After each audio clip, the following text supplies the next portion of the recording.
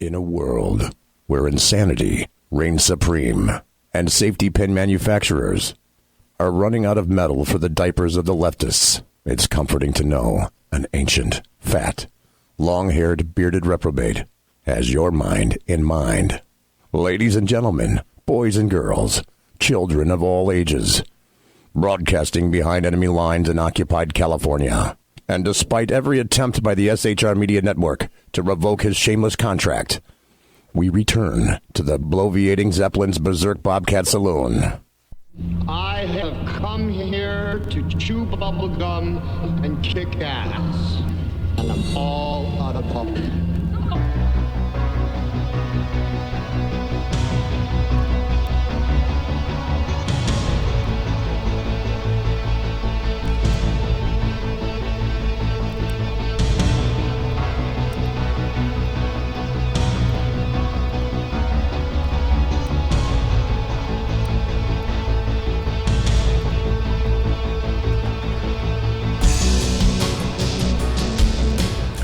Ladies and gentlemen, boys and girls, children of all ages, we almost didn't have a show tonight, but I'll tell you all about it. You got a belly up to the bar, we've kept your seat, and it's great to see you back. It's Tuesday. It's August 20th, the year of our Lord 2019, and Fluffy is going to be your bartender tonight. He pours with the best of them. Well, now it's my right, your left. I don't know how that's functioning either. The lava lamp is lighted. You can listen and chat at shrmedia.com. Please, I beseech thee, leave that terrible YouTube chat room. Leave that terrible Facebook chat room. Go over to shrmedia.com. That's where the official chat room exists. And chat yourself up. Already a lot of good folks there. We got Mike, Simone, Alaskan, and one viewer. So make sure that you go there. If you want to watch the show live, almost didn't, go to the SHR Media Facebook page and the SHR Media YouTube channel. I have to tell you that we do not water our drinks, just like we don't water our conversation, politics, religion, crime, culture, economics, race, sex, science, law. We talk about it all here at the Saloon. Nothing is sacred. The speech is free, but the booze is not. We ask that you flush the toilet, jiggle the handle, and please tip your waitress or your waiter and the bartender. You can tip the bartender. A major announcement, and then we'll kick off the show, and some inside baseball. Sorry, bad news. First, let's just get it out of the way. Jeff Dunitz will not be here tonight. Jeff Dunitz is not feeling well, and luckily, thank you, Jeff, because I wish more people did this. Jeff called me up and 3 hours ago now, and said I'm not going to be able to make it tonight, and I greatly appreciate that. When you are a sole guest on a show, it's always good to... I like to make sure that, unless you've got 2 or 3 or 4 other guests, I don't know, on a conference call or something like that, all lined up, and one leaves, that's NBD. But a solo guest, Jeff is not going to be on tonight, but he was the all-time gentleman and called me up in a timely fashion and said that he wouldn't be able to make it tonight. So, once again, keeping Jeff in the he's a true gentleman category. And the second interesting part is that you probably noticed the show was physically a minute or two late. And that was because Sean was in the background because our video system completely tanked for whatever reason. And we had to go back into all the cameras and activate them again and make sure that they were clicked to the right connection. It's all software. So, as everyone knows, I can walk into a room and software tanks. So, luckily, I do have, according to this now, it shows that both of my channels are open. Open channel D, All right, Open Channel D, what's that from? Mike, you ought to know. Alaskan, you probably ought to know. Open Channel D. What program, what TV program is that from? So I do have both channels open, and the video should be running. And I believe that I also have everything running on Spreaker. Yes, we have output. I'm looking at it right now. So in the chat room, if for whatever reason you guys can't hear me or can't see on any of the video feeds, let me know. Theoretically, this should all be working just fine. And I had a little bit of an issue last week with the telephone. I had 2 telephone tests tonight to make sure that the phone system works.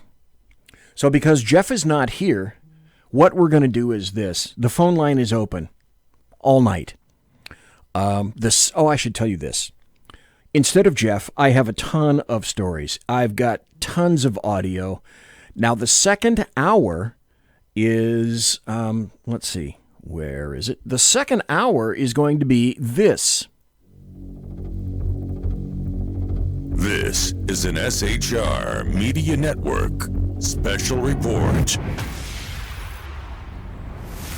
And that is the entire second hour. There may be a little overtime involved in that. Alaskan says, all sounds good here. Great. Thank you very much for telling me that. That lets me know that the program is on and running as it should be.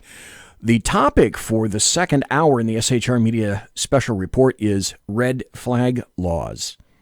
And we will be going into that in depth. For those of you who are not in the chat room right now, I'm going to be typing the phone number. And you guys can weigh in on any damn thing you want to tonight. The number for those of you who are not in the chat room or are perhaps listening on Spreaker and you don't see any video, the number is 209-284-3210. 209-284-3210. And grab your favorite adult beverage. Come in, sit down, relax, converse. Give me a blast. I'm looking for first-time callers or anybody who wants to call because I have a plethora of topics in the first hour. And like I say, in the second hour, we are going to be talking about red flag laws in the SHR Media Special Report. It would be at this time customarily, and I'm going to announce this again because his blog is so good, Jeff Dunitz, even though he can't be here tonight, you can find him at lidblog.com. And the reason I continue to promote his blog is because he updates it so regularly. He'll have 2, 3, 4, 5 posts a day. His log is extremely active, and he'll give you a conservative perspective on all the news that you need to know for any particular given day.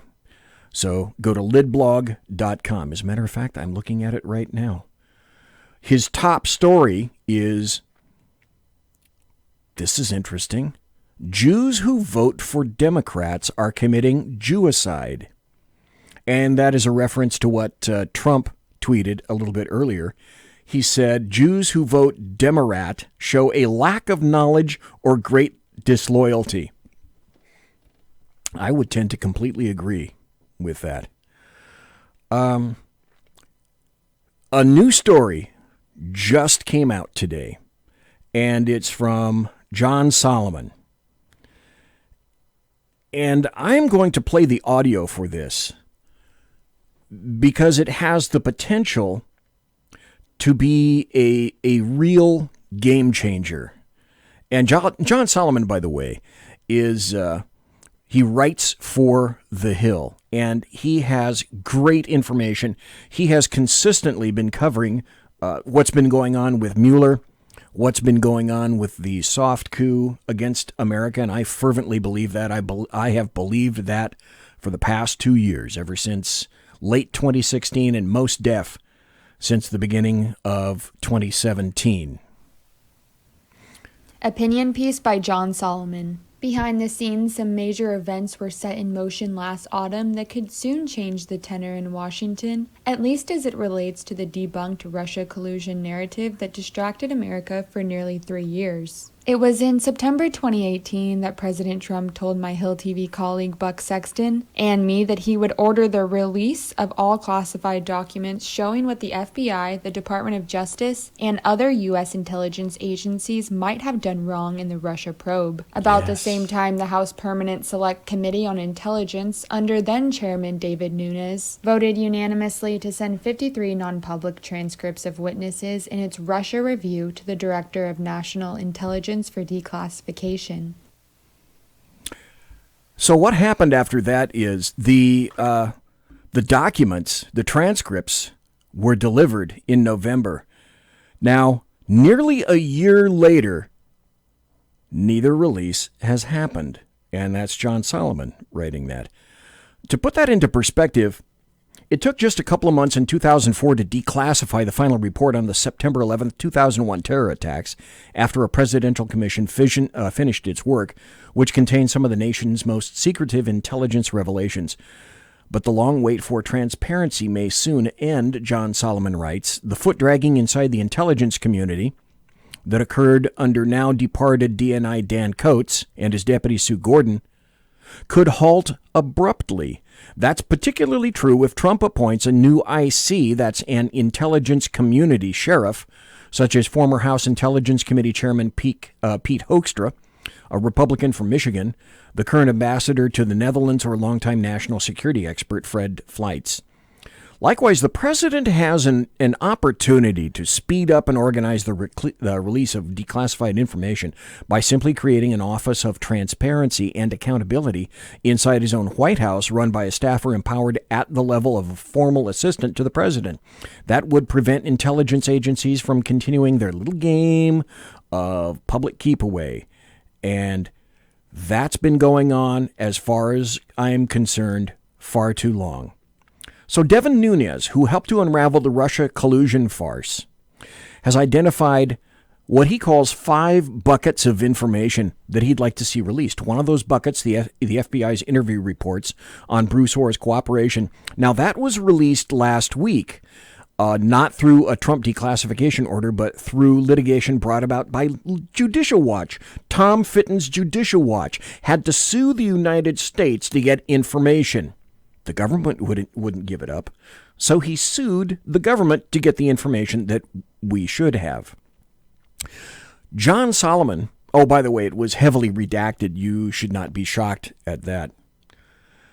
John Solomon said that his reporting, including a bunch of interviews with 4 dozen U.S. officials over the last several months, identifies a much larger collection of documents, about a dozen altogether, that, when declassified, would show more completely how a routine counterintelligence probe was hijacked to turn the most awesome spy powers in America against a presidential nominee in what was essentially a political dirty trick orchestrated by Democrats.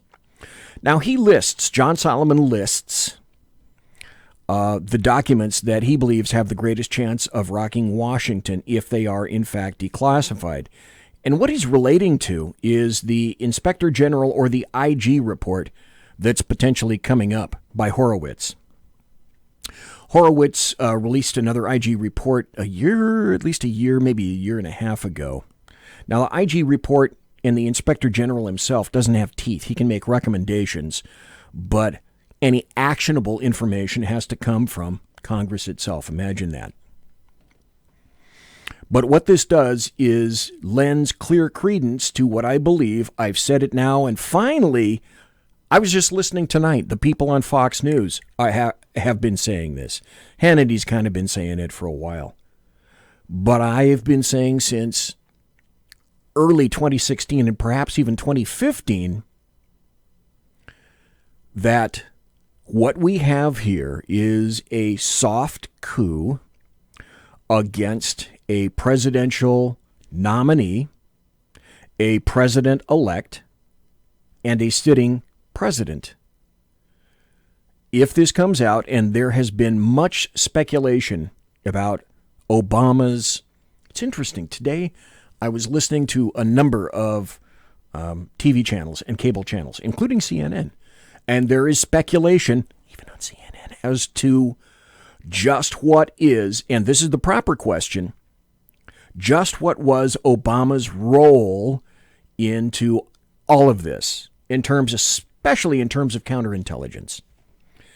We have yet to find anything indicating direct linkage to Obama, but a ton of questions exist. Everyone knows that Mr. Obama is far from a stupid individual. He is planning, plotting, conniving. He knew, in my estimation, exactly what was going on.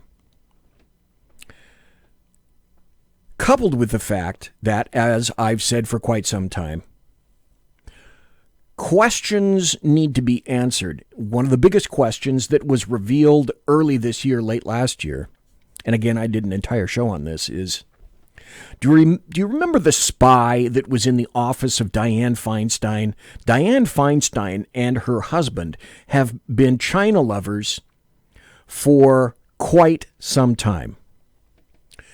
And it turns out, oddly enough, that Dianne Feinstein had a spy, it turned out to be her driver, in her very office, physically in her office.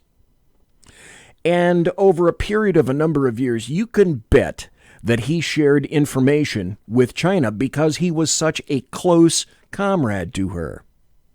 When it was discovered what his position was and what he was doing in her office, she was taken aside and quietly said, "We've found there's an issue and a problem in your office, and we're going to take care of it for you. You probably have a spy from China." And then they went ahead and took care of that. The biggest question at this point is, why wasn't that courtesy given by the alphabet agencies to Donald John Trump, the guy with the dead orange cat on his head, when they discovered what they believed was some kind of a connection through the Trump Tower and Russia? If that's what they thought, then why didn't the future president of the United States, although at that time he was not, why didn't he get the same courtesy that Dianne Feinstein did? What's the difference between the two? And the answer is politics. Politics, politics, politics. As John Solomon writes, the first thing that's coming up is Christopher Steele's confidential human source reports at the FBI. Those documents, known in Bureau parlance as 1023 reports, show exactly what transpired every time Christopher Steele and his FBI handlers met in the summer and fall of 2016 to discuss anti-Trump, his anti-Trump dossier. The big reveal, John Solomon's sources say, could be the first evidence that the FBI shared sensitive information with Steele, such as the existence of the classified Crossfire Hurricane operation targeting the Trump campaign. Well, why didn't they target Dianne Feinstein? Politics, politics, politics. John Solomon thinks it would be a huge discovery if the FBI fed Trump-Russia intel to Steele in the midst of an election, especially when his ultimate opposition research client was Hillary Clinton and the Democratic National Committee, the DNC. The FBI has released only two, maybe one or two of these reports under FOIA lawsuits, and they were 100% redacted. John Solomon writes, the American public deserves better. Number two, the 53 House Intel interviews. House Intelligence interviewed many key players in the Russian probe and asked the DNI to declassify those interviews nearly a year ago after sending the transcripts for review last November. There are several big reveals, John Solomon is told, including the first evidence that a lawyer tied to the Democratic National Committee had Russia-related contacts in the CIA. Russia. Number three is the Stefan Halper documents. It's been widely reported that European-based American academic Stefan Halper and a young assistant Azra Turk worked as FBI sources. We know for sure that one or both had contact with targeted Trump aides like Carter Page and George Papadopoulos at the end of the election. John Solomon sources tell him there may be other documents showing Halper continued working his way to the top of Trump's transition and administration, eventually reaching senior advisors like Peter Navarro inside the White House in summer 2017. Number 4, the October 2016 FBI email chain. This is a key document identified by Representative Nunes and his investigators. Number 5, Page Papadopoulos exculpatory statements, which you haven't heard about. Number 6, the Gang of 8 briefing materials. These were a series of classified briefings and briefing books the FBI and DOJ provided key leaders in Congress in the summer of 2018 that identify shortcomings in the Russia collusion narrative.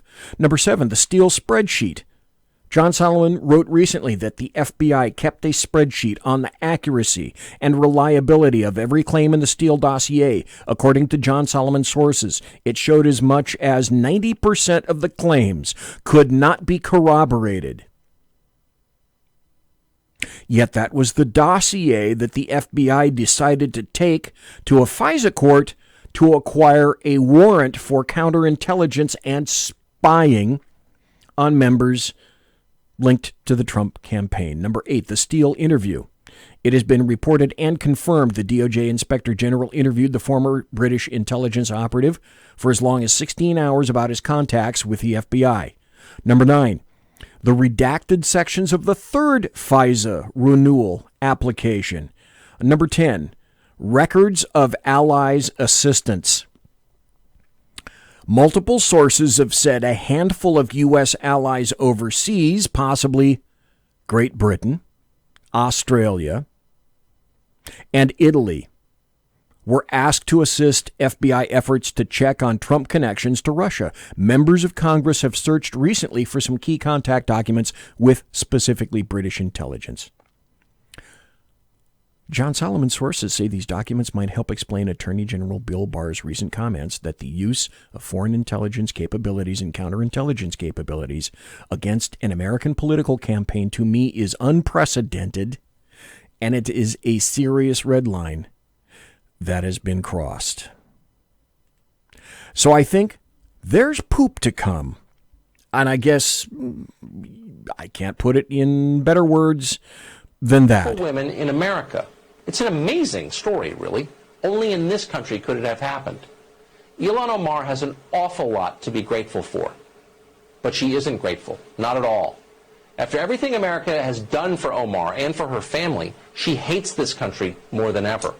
In a recent piece in the Washington Post, the reporter put it this way, quote, "In Omar's version, America isn't the big-hearted country that saved her from a brutal war and a bleak refugee camp. It wasn't a meritocracy that helped her attend college or vaulted her into Congress. Instead, it was the country that had failed to live up to its founding ideals, a place that had disappointed her and so many immigrants, refugees, and minorities like her." And that's her complaint. She says that America is a bad and evil. Ilhan Omar, representative in Congress, has said that this is a bad, bad place after she was allowed to come here. How bizarre is that? Well, the funny thing is this. Remember when Rashida Tlaib, representative in Congress, Muslim, and Ilhan Omar, representative in Congress, Muslim, were all pissed off because Israel decided initially not to let them in so that they could basically demagogue about Israel. Apparently Netanyahu recanted. Well, let's go over to lidblog.com because Jeff isn't here, so I'll hype him a little bit. Lidblog.com. This is where you can find this story. Updated. The real reasons Israel barred Representatives Omar and Tlaib. And it wasn't Trump. After first saying that they would waive their anti-BDS law and allow Representatives Omar and Tlaib into the country, Israel changed its mind today and decided to ban them from coming into the country on Sunday, this past Sunday. Here's an interesting point, however, Jeff writes. In 2017, the Knesset passed an anti-BDS law that blocks foreign BDS activists from gaining entry to Israel, as the BDS movement is not only anti-Semitic, but calls for the destruction of the state of Israel. The BDS is wildly anti-Semitic. Now, at the time, Interior Minister Aryeh Deri who made the decision, he said, "The state of Israel respects the American Congress as part of the close alliance between the two countries, but it is inconceivable that Israel would be expected to let into the country those who wish to hurt it, including by means of visit itself."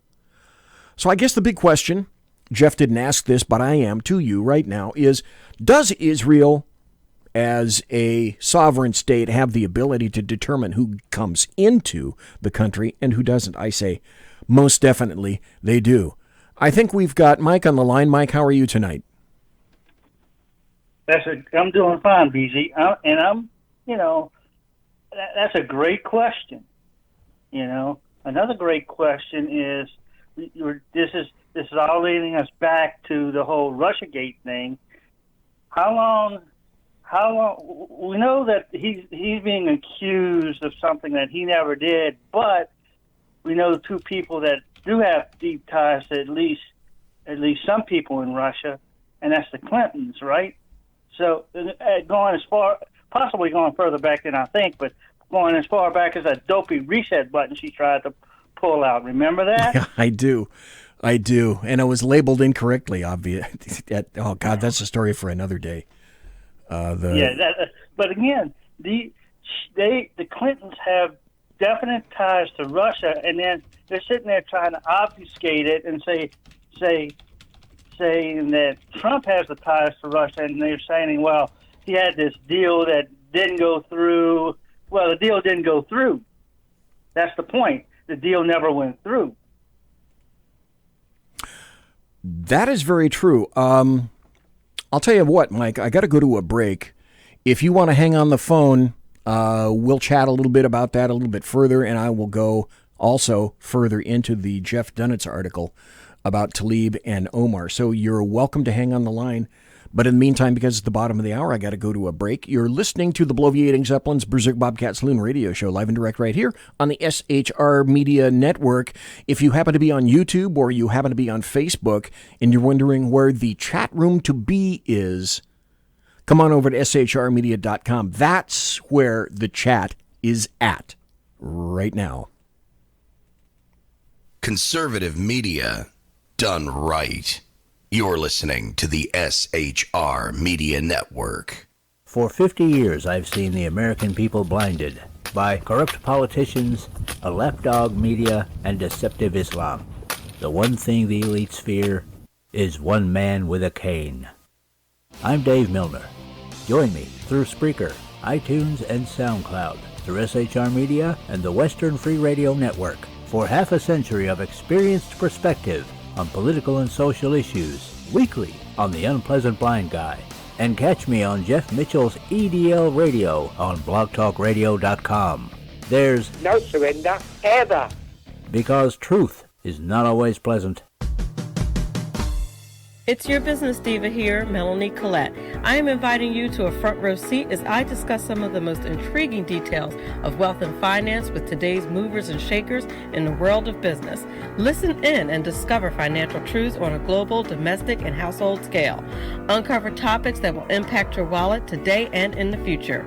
Money Talk with Melanie airs Monday through Friday, 5 p.m. East, 2 p.m. West, right here on SHR Media and High Plains Pundit Talk Radio. You can't afford to miss it. From a public locker inside a dilapidated Long Island rail station comes a show designed to piss off liberals using truth, facts, and ridicule. The Lid Radio Show, featuring the conservative voice from the People's Republic of New York, the Lid himself, Jeff Dunetz. Tune in every Wednesday at 2 p.m. Eastern, 11 a.m. Pacific on the SHR Media Network. Go to shrmedia.com. At Lid Radio, we fight for the truth, justice, and a good kosher T-bone. If you don't listen, Hillary Clinton might sneak into your bedroom in her housecoat late at night and blame you for her election loss. It's the Lid Radio Show with Jeff Dunitz.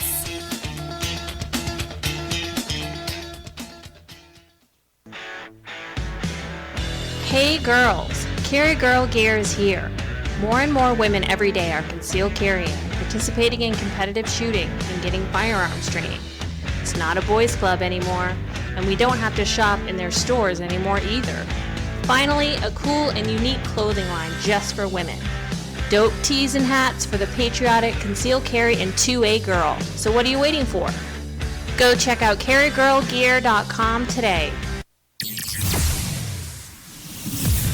Broadcasting behind enemy lines in occupied California, a mere 2 miles from the state capital, the bloviating Zeppelin's Berserk Bobcat Saloon radio show can be heard every Tuesday and Thursday night at 8 p.m. Pacific and 11 p.m. Eastern, only on the SHR Media Network. Go to shrmedia.com to listen. You can also watch on the SHR Media Facebook page and the SHR Media YouTube channel. No goldfish were abused in the making of this ad.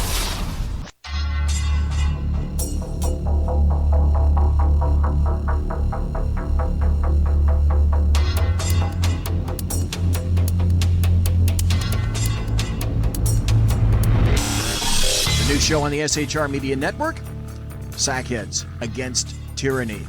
On shrmedia.com. Go there quick like a bunny, 11 p.m. Eastern, 8 p.m. Pacific, every Wednesday. Live and direct on the SHR Media Network.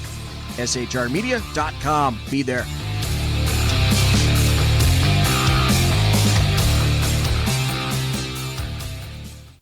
Hey, this is Michael Wright. And I'm Shannon Wright. Join us for The Right Way with Shannon and Mike, Monday through Thursday from 7 to 9 a.m. right here on SHR Media. Why are they joining us? For fun things like sports, politics. Oh, maybe some news and entertainment? And all kinds of other things. Money and recipes and events, all kinds of stuff. Yeah, so join us Monday through Thursday, 7 to 9 a.m. here on shrmedia.com. Conservative media done right. You're listening to the SHR Media Network. Ladies and gentlemen, boys and girls, children of all ages, we are back. 1/2 hour gone so quickly. We're talking about the two lovely let me be specific, the two lovely Muslim female representatives in Congress who got their noses a bit in a pinch when Israel said initially, we don't think that you have Israel's best interests in heart in coming up into Israel, so we're going to ban you from coming into the country. And they are pro-BDS supporters, I should tell you. Now, for those, and I tried to get Jeff Dunitz in his article to specifically state what BDS is. And he deals with this kind of stuff every day. And I asked him to include it in the article and tell us, what does BDS stand for? What are they? Who are they? It wasn't in his article, but I can tell you this. The BDS, it's a Palestinian-led movement, and they say it's for freedom. But by freedom, I mean that's all against Israel, period, end of statement. So BDS stands for boycott, divestment, and sanctions. Well, against whom? Oh, come on. Against Israel. Use your thinking cap. So, in 2017, when I say that the Knesset, which is basically Israel's ruling government, like a parliament, changed its mind and decided to ban them from coming into the country, they had that anti-BDS law that blocks foreign BDS activists from gaining entry into Israel, as the BDS movement is all about being anti-Israel and anti-Semitic, but basically calls for the destruction of the Jewish state of Israel. So, would it be terrible that Israel decides, no, we're not going to go for this? And you can. President Trump lobbied hard for Israel to ban the 2 members of Congress. The urging had little to do with the decision to bar Representatives Omar and Tlaib. Despite the pressure, 2 weeks ago, U.S. Ambassador to the United States, Ron Dermer, made it clear that Israel would allow the 2 inside Israel. His tweet on Thursday morning was made after Israel decided to stop the 2 from entering Israel. The change, listen to this, the change in the Israeli position was made when the government saw the Omar Tlaib trip itinerary. Their trip schedule made it clear that they would be spending their entire trip in Judea, Samaria, and East Jerusalem. Oh gosh, BZ, what was its intent? It intended to provoke hatred of the Jewish state and advance their BDS agenda. Now we know what BDS is. It's anti-Semitic and it's anti-Israel. Why would you go out of your way to have people that want to see your destruction and invite them into the country? And it doesn't matter who they are. It doesn't matter that they're representatives. Israel has a right to exist, and Israel has the right to be a sovereign nation and decide who, unlike the United States, can come into the United States. Although Obama himself stopped in 2015, I believe, I may have gotten the year wrong, stopped a member of the Israeli Knesset, which is their government, from coming into the United States. So, well, that's been done before by us. Imagine that. They were coming to Israel for nothing more than a big anti-Israel PR event and to push the BDS call for destruction of the Jewish state.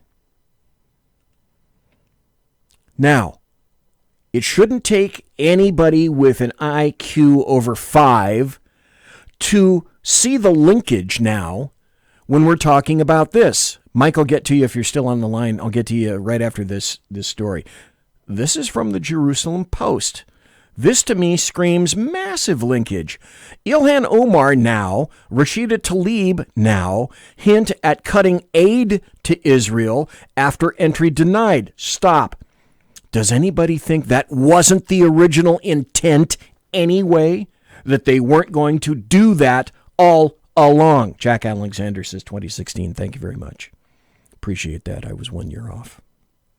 Netanyahu's decision to deny us entry might be unprecedented for members of Congress. Well, you're not friends of Israel, and you have both made clear anti-Semitic statements, and you're both Muslims. I don't know. That seems pretty damn obvious to me. We cannot let Trump and Netanyahu succeed in hiding the cruel reality of the occupation from us. The occupation is real. Barring members of Congress from seeing it does not make it go away. We must end it together. Mike, you still there? I am still here, busy. What do you have to say, sir? You know, my thing going back to the Russia deal, and I think it's a bigger systematic problem with the Democratic Party and socialism in Russia and stuff like that, because we know at least somewhere along the line that party has gone hard left. This is not the party of JFK and RFK anymore. Oh, hell no. Oh, speaking of which, I've got a great article later on. I hope I get to it tonight before the special report.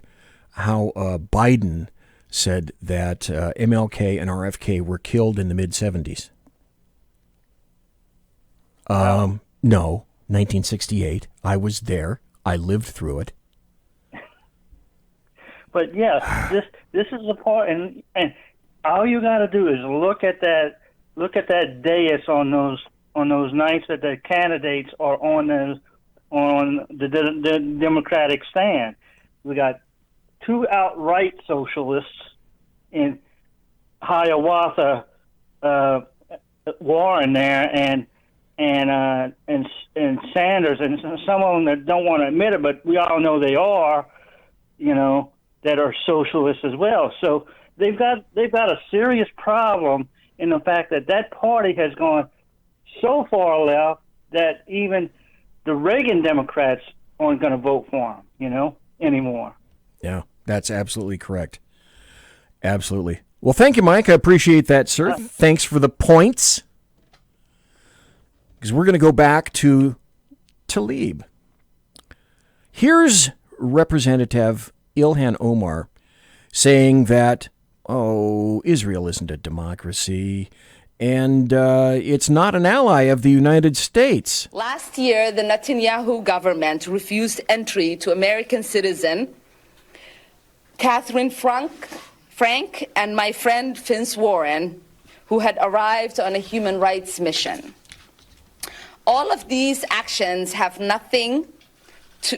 do nothing to bring us closer to peace. In fact, they do the opposite. They maintain... Stop. Do you really think that Ilhan Omar and Rashida Tlaib and folks of her ilk, Muslims, let's be clear, want peace with Israel, or do they want to just blow it off the map? Hands? Yeah. In the occupation and prevent a solution to the conflict. Fortunately, we in the United States have a constructive role to play. We give Israel more than $3 million in aid every year. This is predicated on their being an important ally in the region and the only democracy in the Middle East. Number one, that figure is incorrect. But, hey, it's her press conference. But denying visit to duly elected members of Congress is not consistent with being an ally, and denying millions of people freedom of movement or expression or self-determination is not... Oh, I've had enough of this because it's all about her. It's all about her. Obama can do it, and that's fine, but it's all about her. By the way, has any single mainstream journalist called out Ilhan Omar for sharing a cartoon by this Holocaust denier and anti-Semite who participated? Here's a cartoon guy who participated in Iran's Holocaust cartoon contest and celebrated the death of American soldiers. And then he has a cartoon which has Netanyahu silencing Tlaib, and then Donald Trump silencing Omar. To me, it just doesn't get much more nakedly stupid than that. Oh, here's another thing that's interesting. Ilhan Omar said that she originally planned to meet with members of the Knesset. She's lying. Her schedule was made public days ago. None of those things.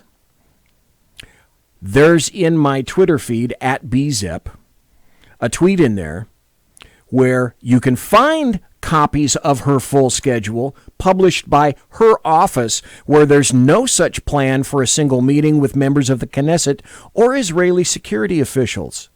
At all, period. That was a lie.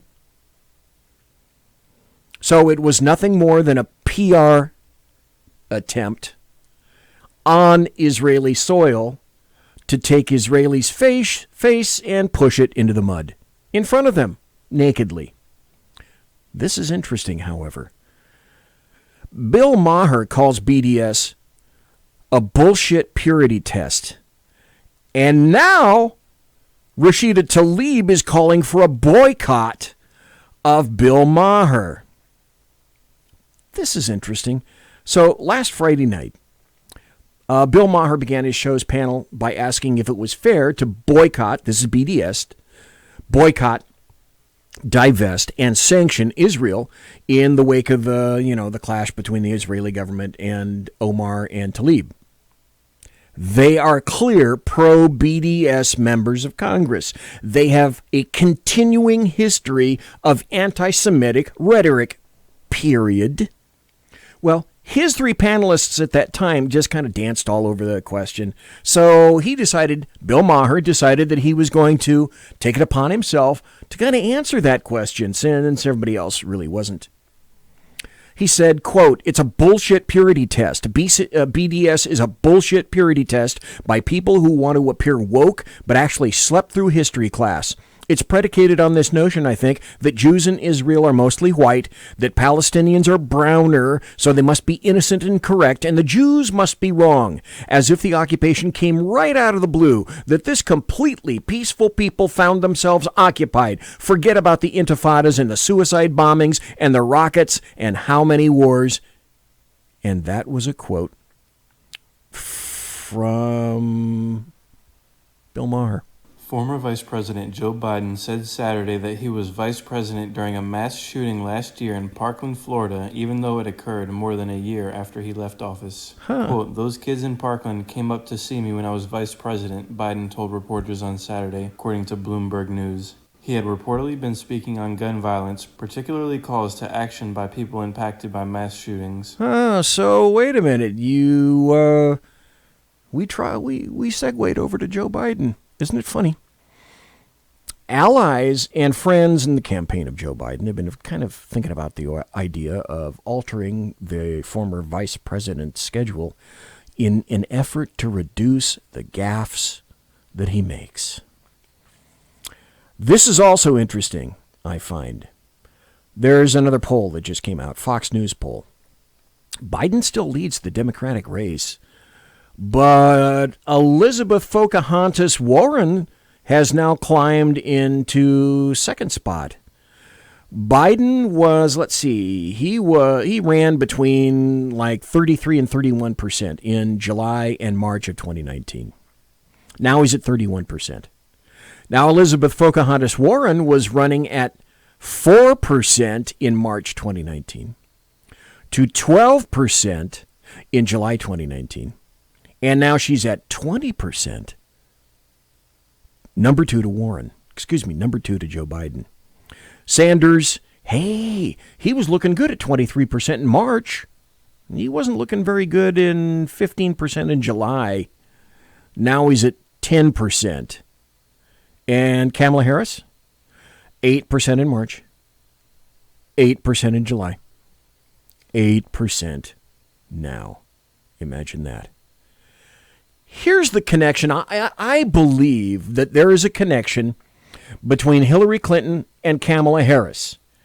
And if I had a producer, you would have heard something similar to, and I believe that there's a connection between Kamala Harris and Hillary Clinton. But I don't have a producer, and that's not what you heard. I found, and I want you guys to, confirmation bias, I guess.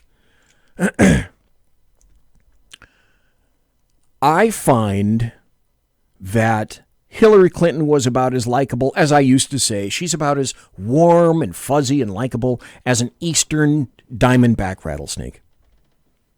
I find Kamala Harris about as warm and fuzzy and lovable and likable as a western diamondback rattlesnake. What say you? I found this interesting video where Democrats were asked a question. They were asked, can you name some Joe Biden accomplishments? Can you tell me what it is that Joe Biden has done, why we should be able to, or why we want to elect him as president? Give us some of your best. Phillips with Campus Reform. Today we're at the Democrat debate in Detroit talking to voters about Joe Biden. Now he's leading all the national polls, but after 40 years in politics, do people know any accomplishments of his? Let's talk to them and find out. What do you view as Joe Biden's singular accomplishment you would point to? I don't know of a specific accomplishment of his. I know that there are things that, he can put his name on and say, well, this was done when I was in office. This was done when I was in office. I'll be honest with you. I'm drawing a blank on what he accomplished. I do know that he's fought for poor Americans. Are there any accomplishments that come to mind that you can point to for Joe Biden? No. Anything? Was Joe Biden in the military? No. He's asking somebody else. Don't know. What would you view as Joe Biden's main accomplishment? His accomplishments has been the healthcare program. He was, very instrumental with that. In your mind, what is Joe Biden's main accomplishment you would point to?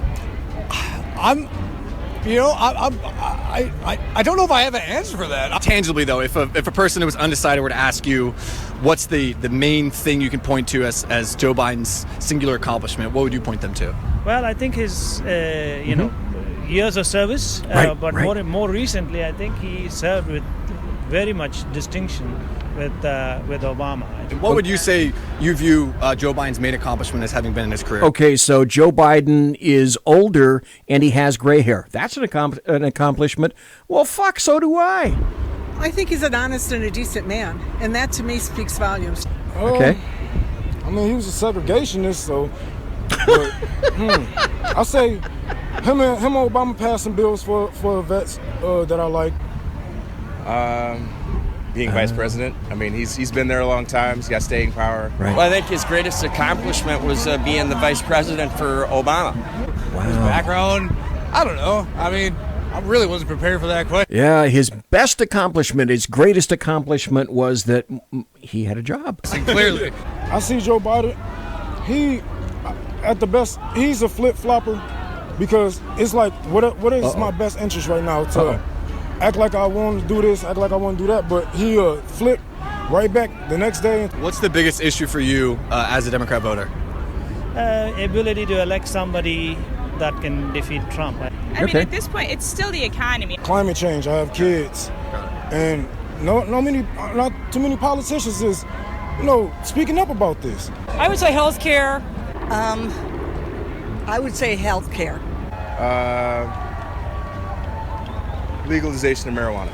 Fix corruption. Dope. That's all I got right. to say. It's more, healthcare is more important. Climate change is, of course, right at the top. I see the Marianne sign here. What's your thought on Marianne? I'm Marianne. That's so funny because honestly, full disclosure, I'm here because it just popped up on Facebook. I was going to go check out the viewing party at the Fillmore because I couldn't get tickets to the Fox. Oh, so the guy was there honestly, for booze and dope. Like, my stance Good is for anybody you. but Trump. Honest. So I honestly could tell you nothing about Williamson other than what I saw in the first debate. But at this point, really anybody but Trump. Oh, well, hello there. I'm Captain Phillips with Campus Reform. Thanks so much for watching. Yeah, there we go. So those were Joe Biden's greatest accomplishments. Let's transition over, however, into, for example, Joe Biden's biggest lies. Describing 6 times that Biden said that he was involved in major events that, well, never happened. Number 1, did you know that Joe Biden said his helicopter was forced down near Osama bin Laden's lair in Afghanistan? He said in a whole bunch of speeches in 2008 that he knew where Osama bin Laden was hiding because his helicopter had been forced down nearby in the mountains of Afghanistan. And he said, if you want to know where Al-Qaeda lives, you want to know where bin Laden is, come back to Afghanistan with me. Come back to the area where my helicopter was forced down with a 3-star general and 3 senators at 10,500 feet in the middle of those mountains. I can tell you where they are. And in another speech, he said, well, Al-Qaeda is in the mountains between Afghanistan and Pakistan, where my helicopter was recently forced down. He later referred to the superhighway of terror between Pakistan and Afghanistan, where my helicopter was forced down. He said, John McCain wants to know where bin Laden and the gates of hell are. Well, I can tell him where, said Joe Biden. Well, the helicopter actually landed to wait out a snowstorm, according to the Associated Press. Biden, John Kerry, and Chuck Hagel were on a Senate junket in Afghanistan when their helicopter crossed paths with a storm. The pilot landed as a precaution, and a U.S. military convoy picked up the senators and took them to the main American airbase because, good Lord, you didn't want these guys to get cold. It gets cold in Afghanistan. Number 2, Biden said he was a coal miner. Well, I guess better than saying he was a coal miner's daughter. While running for president in 2008, Biden told the United Mine Workers that he was a coal miner. He said, hell, I might even be president now if it weren't for the fact I had an uncle who was a coal miner. Turns out he didn't have anybody in the coal mines. And he finally admitted that to Jon Stewart. Biden said he was shot at in Iraq in 2013. 1,000 in 2007. Biden claimed he was shot at during the Iraq War when visiting the Green Zone, the heavily guarded area in the middle of Baghdad where the United States Embassy is based. When asked for the details about the shooting, the Biden campaign aide told The Hill that the then senator was staying at a hotel in the Green Zone when a mortar landed several hundred yards away. Oh, but he was shot at. Number 4, Biden said he called Slobodan Milosevic a damn war criminal to his face. John Rich, a Senate aide who attended the Milosevic meeting, told the Post he did not recall Biden making any such dramatic pronouncement, and that if he had, he certainly would have remembered that. Number 5, Biden said he participated in sit-ins at segregated restaurants and movie theaters. In the 1970s and 80s, Biden regularly claimed to have been an activist in the civil rights movement and said he participated in sit-ins along U.S. Route 40 in Delaware in 1961.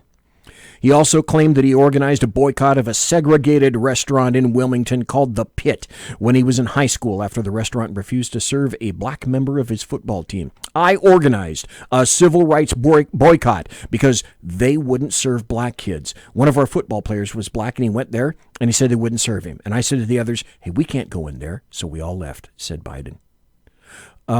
The football player mentioned, however, contradicted Biden's account and said Biden was not aware of the incident until later.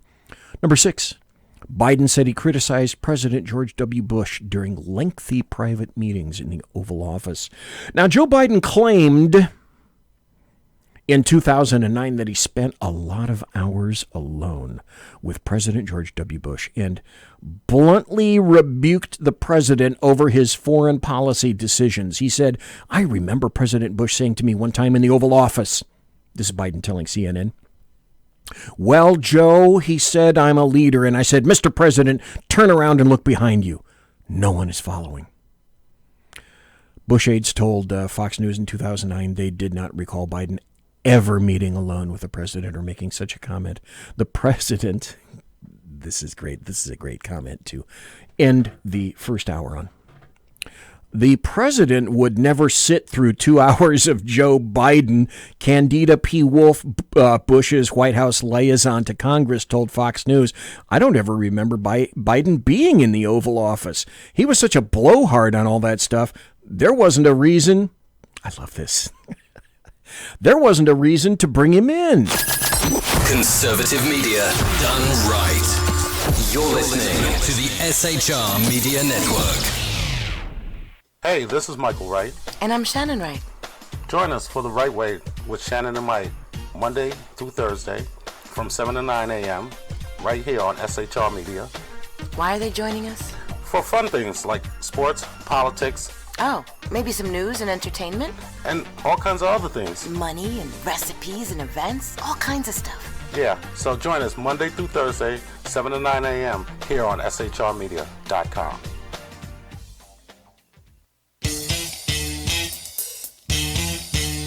From a public locker inside a dilapidated Long Island rail station comes a show designed to piss off liberals using truth, facts, and ridicule.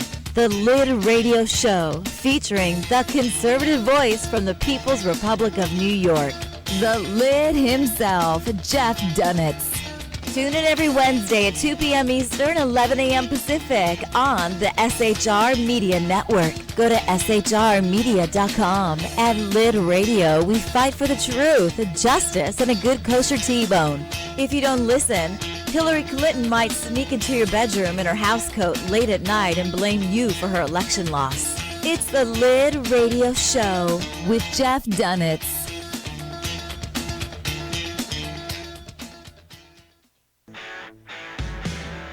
Hey girls, Carry Girl Gear is here.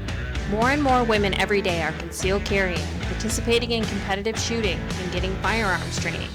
It's not a boys' club anymore, and we don't have to shop in their stores anymore either. Finally, a cool and unique clothing line just for women. Dope tees and hats for the patriotic concealed carry and 2A girl. So what are you waiting for? Go check out carrygirlgear.com today. It's your business diva here, Melanie Collette. I am inviting you to a front row seat as I discuss some of the most intriguing details of wealth and finance with today's movers and shakers in the world of business. Listen in and discover financial truths on a global, domestic, and household scale. Uncover topics that will impact your wallet today and in the future. Money Talk with Melanie airs Monday through Friday, 5 p.m. East, 2 p.m. West, right here on SHR Media and High Plains Pundit Talk Radio. You can't afford to miss it.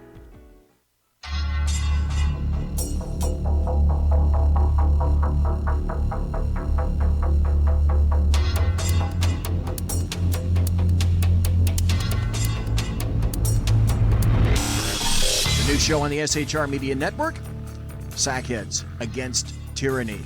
On shrmedia.com. Go there quick like a bunny, 11 p.m. Eastern, 8 p.m. Pacific, every Wednesday. Live and direct on the SHR Media Network.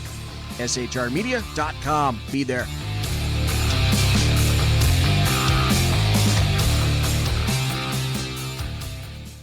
For 50 years, I've seen the American people blinded by corrupt politicians, a lapdog media, and deceptive Islam.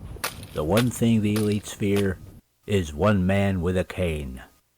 I'm Dave Milner. Join me through Spreaker, iTunes, and SoundCloud, through SHR Media and the Western Free Radio Network, for half a century of experienced perspective on political and social issues, weekly on The Unpleasant Blind Guy. And catch me on Jeff Mitchell's EDL Radio on blogtalkradio.com. There's no surrender, ever.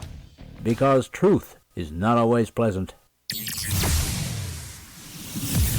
Broadcasting behind enemy lines in occupied California, a mere 2 miles from the state capital, the bloviating Zeppelin's Berserk Bobcat Saloon radio show can be heard every Tuesday and Thursday night at 8 p.m. Pacific and 11 p.m. Eastern, only on the SHR Media Network. Go to shrmedia.com to listen. You can also watch on the SHR Media Facebook page and the SHR Media YouTube channel. No goldfish were abused in the making of this ad.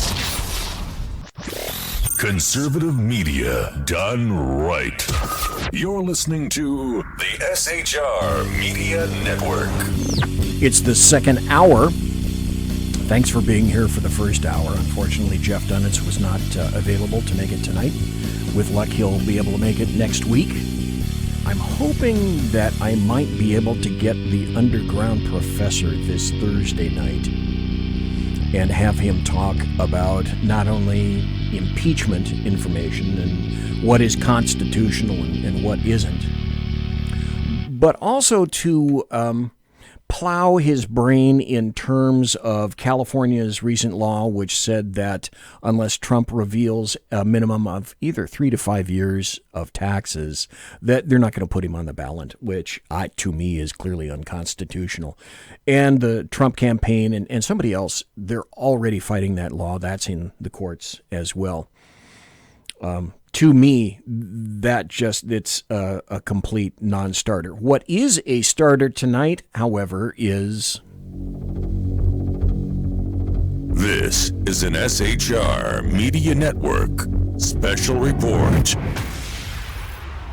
Tonight, for the rest of the hour, I want to talk about red flag laws. It's interesting to note that the ACLU stance on red flag law expansion, and I hope you're sitting down when I tell you this.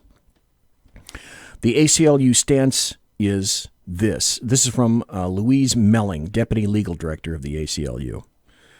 Measures that restrict categories of purchasers, such as people with mental disabilities, from owning or buying a gun, these sorts of provisions too often are not evidence-based, reinforce negative stereotypes, and raise significant equal protection, due process, and privacy issues. Now, in terms of red flag laws tonight, let me just tell you up front, and so I'm not going to hold you hostage. I'll tell you my opinion right now. It consists of one word, 2 letters, no. Well, why, BZ? Because I know where leftists are going with this matter, okay? And because red flag laws, or RFLs, I'm going to continue to refer them for the rest of the hour as RFLs, can vary in so many different ways. Now, I tell you this in spite of the fact that as a law enforcement officer, I was occasionally tasked during the 80s in the early 90s with doing something similar under two California bodies of law when I was in patrol. One of them is 5150 of the Welfare and Institutions Code, W&I, and 273.5 of the Criminal Penal Code. Now, 5150 basically says this: when a person, as a result of a mental health disorder, and these are the key elements, is a danger to himself or to herself or others, or is gravely disabled, then you can commit that individual to a facility designated for evaluation and treatment for a period of 72 hours. Now, the other part of that is when determining if a person should be taken into custody pursuant to that section, the individual making that determination shall apply the provisions of 5150, and those are the three aspects that I just mentioned. Now, here's the kicker in California. Pursuant to W&I, the Welfare and Institutions Code, and the section is 8103, individuals with mental illnesses are restricted from access to guns. 8103 says no person who has been taken into custody as provided by section 5150, because that person is a danger to self, himself, herself, or to others, assessed within the meaning of section 5151 and admitted to a designated facility within the meaning of that section, because the person is a danger to himself, herself, or others, shall not own, possess, control, receive, or purchase, or attempt to own, possess, control, receive, or purchase any firearm for a period of 5 years after the person is released from the facility. That is current law in the state of California. If you had a 5150 hold placed on you for 72 hours for evaluation in a facility, you could not own firearms for a period of 5 years. Now, on its face, this appears like immediately reasonable, okay, right? Because this is the time to insert two words: due process. Hold that thought. Now, there's another section in California that involves domestic violence, 273.5. California and federal law both of those bodies of law both prohibit people with domestic violence convictions from possessing guns. And courts have repeatedly ruled that those restrictions don't violate your Second Amendment right to bear arms. The federal section, if you're interested in writing and taking notes, the federal section that buttresses that is 18 U.S.C. 922 small g. 18 U.S.C. 922G. Now, please note the important difference in the above sections. You have to be convicted of the crime as opposed to merely having been arrested or detained, meaning that you were afforded due process. It just didn't go your way. It's like, okay, next case, right? So can a convicted felon restore their gun rights under California law? We're going to talk about how domestic violence convictions affect gun rights under California state and under federal law. Now let's talk first about felonies. If you're convicted of any felony, then in California that imposes a lifetime ban on using, owning, or possessing a firearm. However, there's some convictions that are for what we call wobblers. That means a crime that could be charged as a felony or a misdemeanor. And in those situations, we can often restore gun rights by getting the charge reduced from a felony to a misdemeanor. And we can do this at the end of probation. We can go back years later after the case is over many times and put it on calendar and get the charge reduced from a felony to a misdemeanor. So you understand now that California has a massive proscription on this.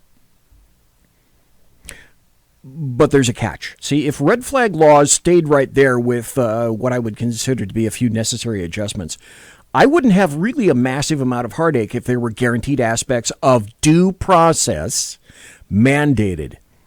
Now, this is not the case. It's not necessarily the case. And of course, all these laws vary state by state. Now hold that thought as well. So I can hear it. I already hear a number of people saying they're bemoaning and wailing and breastfeeding and whatnot. Beezy, you hypocrite, you applied the earliest version of what has now become red flag laws, RFLs, and now you're against them, you despicable damned heathen. In retort, I guess I could say something similar to, yeah, but that was then and this is now. Would that suffice for you? I don't quite care, because that was then and this is now. Allow me to explain. In the 80s and 90s, when various laws were initially instituted, and I can only speak for California about this, because it was actually just California back then, the politics and ramifications of every action taken by a law enforcement officer, it wasn't parsed down to every footstep, every syllable. We were actually treated mostly like adults by our administrators, and we were allowed mostly to do our jobs unimpeded by stupidity, like the stuff that's going on these days. One quick example is this. I use this, and I've mentioned this before. I don't know if I've gone into such detail. One quick example, in my sheriff's department, we did not have to ask mom or dad if we could make an arrest. They just trusted us to go out and make a generally good decision, unlike the Sacramento Police Department, whose officers had to consult with a supervisor prior to taking anybody to booking. And that's still true today. True story then, true story now. SPD didn't trust its officers then, and apparently still doesn't trust them now. When you treat people like kids, expect them to act like kids. And when you treat people like adults, you can expect them to act like adults. That's human behavior 101, the likes of which I still insist leftists today don't have any grasp of human behavior. More about that later. Some of us, like me, though, rallied against the initial inequality of 13700 PC and 273.5 PC. That is to say, I believe then, as now, that no one is equal until everyone is equal. 273.5, by the way, is the domestic violence statute in the state of California. It's a felony. Yeah, I set a precedent back in the 80s, and it was my precedent that resulted in the Sacramento District Attorney's Office issuing a proscription against my actions. Oh my God, BZ, what did you do? The story is this. I was sent to a domestic violence call at a Marconi Avenue apartment complex. I think it was around 1986. Okay, so a male and a female had been engaged in a really heated domestic abuse. At the time, the mandate was, and it was fresh, it was new, the mandate was for officers to make an arrest under 273.5, a felony, regarding domestic violence, is if there was an injury, and this is a quote, no matter how slight, make an arrest a felony if there's an injury, no matter how slight. The problem was at the time that I failed to view myself solely as what I called myself on a number of occasions back then, the women's Gestapo. I instead viewed myself as an equal applicator of the law as written, male or female. I didn't care. Because the truth is, more than 40% of domestic violence victims are male. You don't hear that statistic. Women are also likelier to utilize emotional abuse, which can be just as scarring physiologically and psychologically. Why is the proscription against men? Because they do get violent, and men can put a big hurt on women. And they need to go to jail if they do that. But of course, it's a lot more difficult to document domestic violence against guys because, after all, it's like the psychological thing, right? Find the broken bone. So at this scene, the female accused the male of hitting her. And I looked, and by God, there was a faint bruise. The male accused the female of hitting him. Well, there were scrape and scratch marks on his face. And the words, remember I said, no matter how slight, that little phrase danced in my brain. So guess what? I arrested them both. They both objected loudly. Somehow things didn't go as either one of them expected. The female said, I didn't mean for you to take him to jail. I just want him gone. And the male said, you shouldn't arrest her. So I explained 273.5 and the 1300 section to them, and it was mandated. It was a mandate for us, no matter how slight. Then, imagine this, they recanted their stories and said they would both not testify. Well, I probably responded with, well, it doesn't matter. That's the law. and it was fresh and new. That was the law.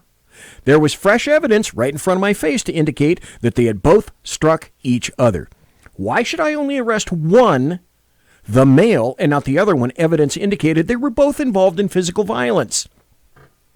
So I arrested them both for the felony section 273.5. I immediately learned, and then a memo was sent from the DA's office to all the agencies in the area, that the point of the law was to arrest males and not females. No more double arrests were to occur. That's when I decided I was not going to be a member of the women's Gestapo. When reality indicated that frequently, you know what? It really does take two to tango in many occasions. And I'm an adult and I get to decide that. Or I guess you don't want me doing the job. That's an argument for another day. That's a roundabout way of saying that I know how things work in law enforcement and with various laws. Now in California, EPOs, there are things called EPOs, which are emergency protection orders. They can also be executed in order to remove firearms. That entails basically an on-call judge getting contacted who authorizes an emergency order that can take a whole bunch of forms, including confiscation of firearms. And that was the beginning of the injection of politics into law enforcement today. It is definitely worse now. It is much, much worse. And that's the reason I gave you the story. Politics. My guess is that so-called red flag laws mean something entirely different from their initial installation back in my time, in my day, and that would be absolutely correct. What might be? You have to ask yourself this question if you're a logical thinking human being. What might some of the triggering mechanisms desired be for various RFLs, red flag laws? The first would be instances of what people would say clear mental instability. Now, that in and of itself is a massive clusterfuck. Hold on to that thought as well, okay? We'll come back to that. The second would be instances of domestic violence in which violence was utilized with specifically a firearm. But you have to consider and allow for what I have been saying for quite some time, the logical extension. And what BZ is that for criteria? Would those instances of potential firearms confiscation include, these days, considering politics, the following, at minimum, the following, these subject areas? And listen to where I'm going. Social media, voting history, employment, geography, geographic area, dialect, melanin count, sex, religion, and many, many other considerations. Because the devil, of course, is in the details. The details count massively. I saw this on Twitter, and I thought I got to tell people about this tonight. Because it's true. Red flag law defined. This is from some guy on Twitter. Mitchell VII. Red flag law defined. The same people who report your Twitter posts will be the same people calling a tip line to tell cops to seize your guns. Oh, BZ, stop being stupid, you say. Really? You don't think the possibility exists for certain personnel to rat you out on social media because they simply don't like you or what you say or write? What would you say if I told you social media was already a consideration? This is from Newsweek. Gun control. New York wants to make you submit social media history before you purchase a gun. Turn over all your usernames and all your passwords to all your social media in New York before you purchase a firearm. A proposed bill in the New York State Senate could mean that anyone wanting to buy a pistol or renew their permit will be subject to a review of their internet history and social media accounts going back up to 3 years. What have you been thinking and writing? Let me see your papers. What have you done? The thought police need to consider before you can exercise your rights. The bill referred to as S-9191 was drafted by State Senator Kevin Parker from New York's 21st with the intention of keeping firearms out of the hands of potentially violent people. So the bill says it requires a person applying for a license to carry or possess a pistol or a revolver or a renewal of such license to consent to having his or her social media and search engine history. They want every fucking thing reviewed and investigated for certain posts and or searches over a period of 1 to 3 years before they will allow you to exercise your rights. You see what leftists are doing? 1, steal your rights. Number 2, sell them back to you. If the bill passes, investigators would be able to look for posts or searches that contain threats to the health or safety of others. You think it'll be limited to that? Remember the things I talked about up there? Intentions to carry out an act of terrorism? You think you haven't already been ratted out on social media if you were writing that kind of stuff on social media? In order for investigators to access personal accounts, applicants would have to give over their login details to social media platforms such as Facebook, Snapchat, Twitter, and Instagram. And so there goes your privacy. And so there go your rights. Because if I'm not mistaken, the Second Amendment is still active and a part of the Bill of Rights, at least for a time, I think. The submission of all your passwords wouldn't be like a hint or a guideline or a request. We're just asking for this. No, it would be a demand in order to defend yourself. Or now, even to hunt, which, by the way, isn't even considered under the Second Amendment. If the Second exists, because you have a right to protect yourself in general. That's why it exists. And protect yourself from overbearing and tyrannical government. More specifically, if you think that can't happen here, you clearly are failing to pay attention to what's occurring all the way around you in the world today. You need to wake the hell up. Okay, but let's step back for a moment in order to consider what many people are saying is one of the most mandatory inclusions in any set of RFLs. Mental instability, right? We should also remember that for every individual whose circle of friends and relatives said something similar to, oh, well, we knew it was only a matter of time before he did, fill in the blank. There are even as many more people who said, well, we never saw this coming. Not even for a second.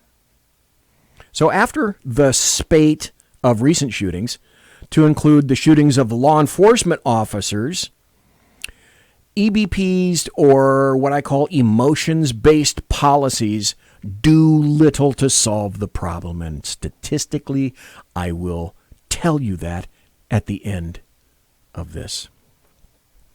In fact, a very recent study came out from Johns Hopkins, which related,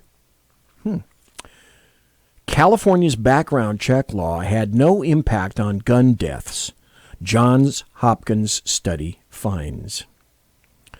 The findings, which run counter to the conventional wisdom that gun control saves lives, have received almost no media attention. A new academic study has found that once again gun laws are not having their desired effect. A joint study conducted by researchers at the Johns Hopkins Bloomberg School of Public Health and the University of California at Davis Violence Prevention Research Program found that California's much-touted mandatory and mandated background checks had no impact on gun deaths, and researchers, this is telling, this is oh so telling, and researchers are puzzled as to why. Why is that? California laws are a failure. Okay, history. In 1991, California simultaneously imposed comprehensive background checks for firearm sales, and it prohibited gun sales and gun possession to people convicted of misdemeanor violent crimes. The legislation mandated that all gun sales, every one of them, including private transactions, would have to go through a California licensed FFL, or Federal Firearms Licensed Dealer. Shotguns, rifles, like handguns, became subject to a 15-day waiting period all firearms to make certain all gun purchasers had undergone a thorough background check. So, more than a quarter century later, researchers at Johns Hopkins and UC Davis dug into the results of that sweeping legislation. Researchers compared yearly gun suicide and homicide rates over the 10 years following implementation of California's law with 32 control states that didn't have laws like that. They found, quote, this is a quote from the study, no change in the rates of either cause of death from firearms through at least 2000. The findings, which run counter to experiences in Missouri and Connecticut, appears to have startled the researchers. Well, this is California. We have the most stringent gun laws around, and they want the more stringent gun laws. Let me clarify, though. It startled leftists, okay? Or perhaps more appropriately, it startled leftists, but I would throw out there mostly it disappointed leftists. Maybe it's time to judge by outcomes, not intentions. And so the experts, they're behaving exactly as expected. More than a decade ago, the writer Louis Menand, in a New Yorker article, explained the rationalizations experts make when their theories fail to hold up in our real-world laboratory. When they're wrong, experts are rarely held accountable. And they rarely admit it either. They insist that they were just off on timing, or they were blindsided by an improbable event, or almost right, or wrong for the right reasons. They have all the same repertoire of self-justifications that everybody has, and are no more inclined to anybody else to revise their beliefs about the way the world works or ought to work just because they made a mistake. California's failed gun control law appears to be yet another example of experts, to quote the great Milton Friedman, judging policies and programs by their intentions rather than by their results. Now that, to me, buttresses my assumption that truly leftists have no understanding of humans. They don't understand human nature, then and now. Despite the dismal record of gun control, expect the media and experts, air quotes, to use a repertoire of self-justifications rather than modify their beliefs, regardless of what the evidence shows. We're going to take a break, and we're going to be right back after this. Conservative media done right. You're listening to the SHR Media Network. For 50 years, I've seen the American people blinded by corrupt politicians, a lapdog media, and deceptive Islam. The one thing the elites fear is one man with a cane. I'm Dave Milner. Join me through Spreaker, iTunes, and SoundCloud, through SHR Media and the Western Free Radio Network, for half a century of experienced perspective on political and social issues, weekly on The Unpleasant Blind Guy. And catch me on Jeff Mitchell's EDL Radio on blogtalkradio.com. There's no surrender, ever. Because truth is not always pleasant. It's your business diva here, Melanie Collette. I am inviting you to a front row seat as I discuss some of the most intriguing details of wealth and finance with today's movers and shakers in the world of business. Listen in and discover financial truths on a global, domestic, and household scale. Uncover topics that will impact your wallet today and in the future. Money Talk with Melanie airs Monday through Friday, 5 p.m. East, 2 p.m. West, right here on SHR Media and High Plains Pundit Talk Radio. You can't afford to miss it. From a public locker inside a dilapidated Long Island rail station comes a show designed to piss off liberals using truth, facts, and ridicule. The Lid Radio Show, featuring the conservative voice from the People's Republic of New York, the Lid himself, Jeff Dunitz.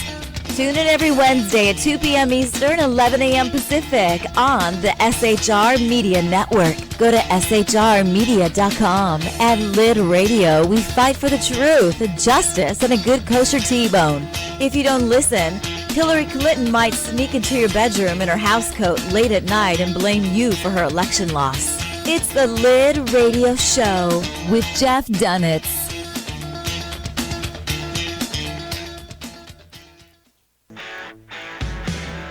Hey girls, Carry Girl Gear is here.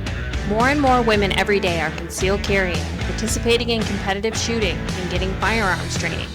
It's not a boys' club anymore, and we don't have to shop in their stores anymore either. Finally, a cool and unique clothing line just for women. Dope tees and hats for the patriotic concealed carry and 2A girl. So what are you waiting for?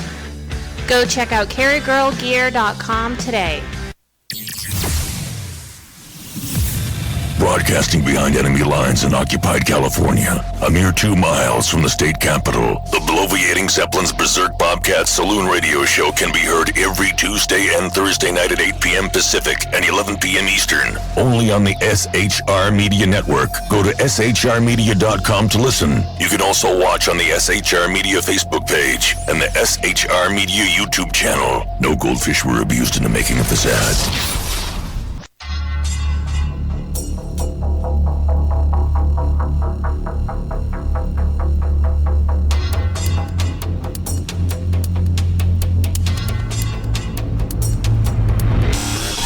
New show on the SHR Media Network, Sackheads Against Tyranny.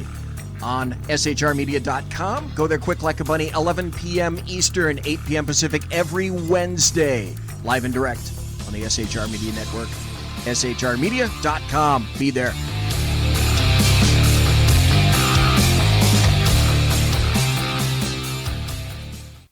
Hey, this is Michael Wright. And I'm Shannon Wright. Join us for The Right Way with Shannon and Mike, Monday through Thursday from 7 to 9 a.m. right here on SHR Media. Why are they joining us? For fun things like sports, politics. Oh, maybe some news and entertainment?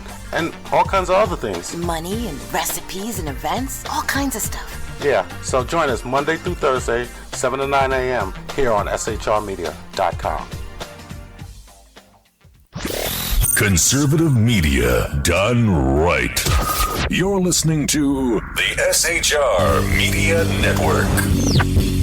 Ladies and gentlemen, boys and girls, it's the final half hour of the show. And I think there's about a 90 percentile that will be moving into some overtime tonight, which is okay on Spreaker and okay on SHR. Because no one follows me. It's that late. It's 9:35 on the left coast. It's 12:35 tomorrow morning on the east coast. So, yeah, I believe there'll probably be some overtime tonight. Well, let's talk about the actual impact of red flag laws, or RFLs. The bottom line is that RFLs allow the government to violate 14th Amendment due process rights along with 4th and 5th Amendment rights in order to confiscate property, firearms, and make no mistake, it is a confiscation, on some kind of what I submit is going to be, if leftists have their way, an unsubstantiated report or complaint by a family member or a peer or a coworker or a friend or an acquaintance, or potentially a completely uninvolved third party whose information could be wildly specious and hearsay. And again, make no mistake, about something a person might do. And if I have to be honest, when I was thinking about this, the first mental image, because I had been watching this on TV, the first mental image that came to my mind was East Germany's Stasi. You have to know that though, through RFLs, that is a lower standard than the reasonable suspicion standard that I had to use when I was in law enforcement. And it opens up Another huge venue for political and personal retribution, outright punishment, and perhaps even deaths. Deaths? Yes. In Maryland, that's already occurred. In Ferndale, Maryland, police serving an order to remove guns shoot and kill an armed man. Police in Maryland say an officer shot and killed a man while serving an order to remove guns from the home. Anne Arundel County Police said in a statement that the shooting happened Monday as officers served the red flag protective order, which can be used to temporarily restrict firearms access. Police spokesman blah, blah, blah said officers responded to a family dispute Sunday and an officer suggested a protective order. After that, the officers arrived to serve the order on Monday, and they say that a 60-year-old man by the name of Gary Willis answered the door with a gun. He put it down, later became irate and grabbed the gun. When an officer tried to take it, Willis fired. A second officer shot Willis, who died at the scene.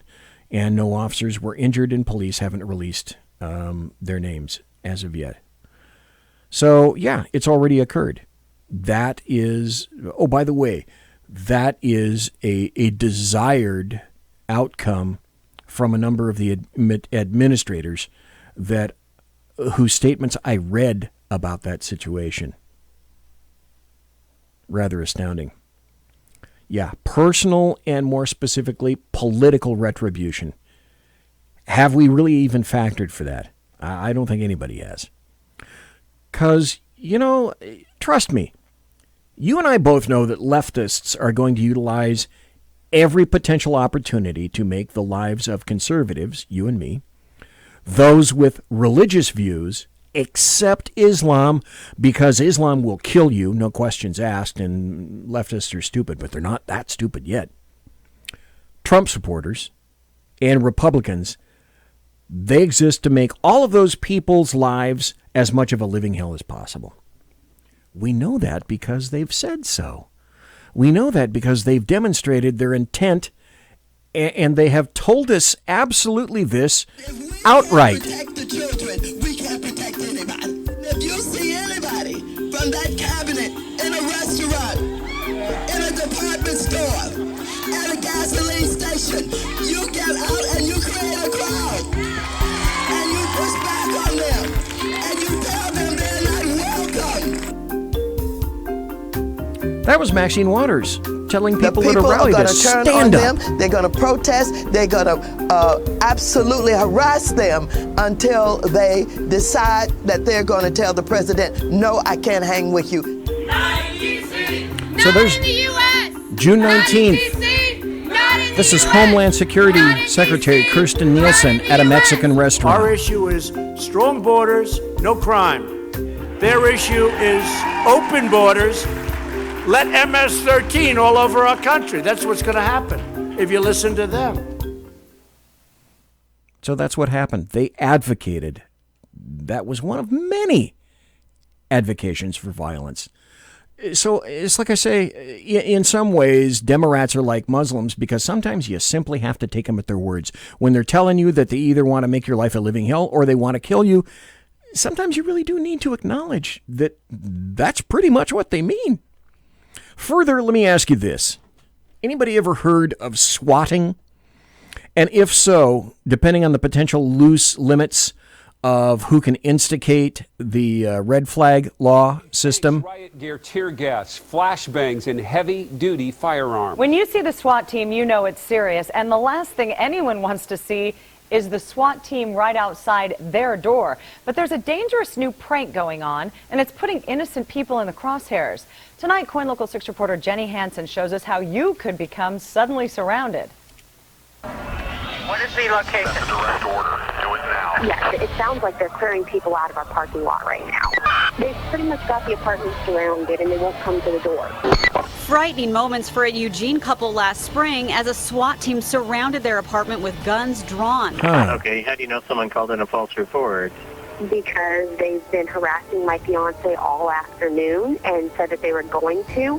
He has it on capture video where they said that they would do this, and then they were in a party on Xbox Live when they called in the false report. It turned ugly and fast and escalated into what's known as, well, Well, it's called swatting. It is a prank call. Swatting. There was an online argument. They think they're just, above the law. So stop right there. Do you possibly think that leftists will attempt to have conservatives and people that they don't agree with swatted? You think leftists, Democrats, Antifa, anarchists are not going to do this? Well, you better start thinking again, particularly under expanded RFLs. Think your family. If you have Oppo family members, for example, think your co-workers. If you've let your political allegiance leak at work, stop.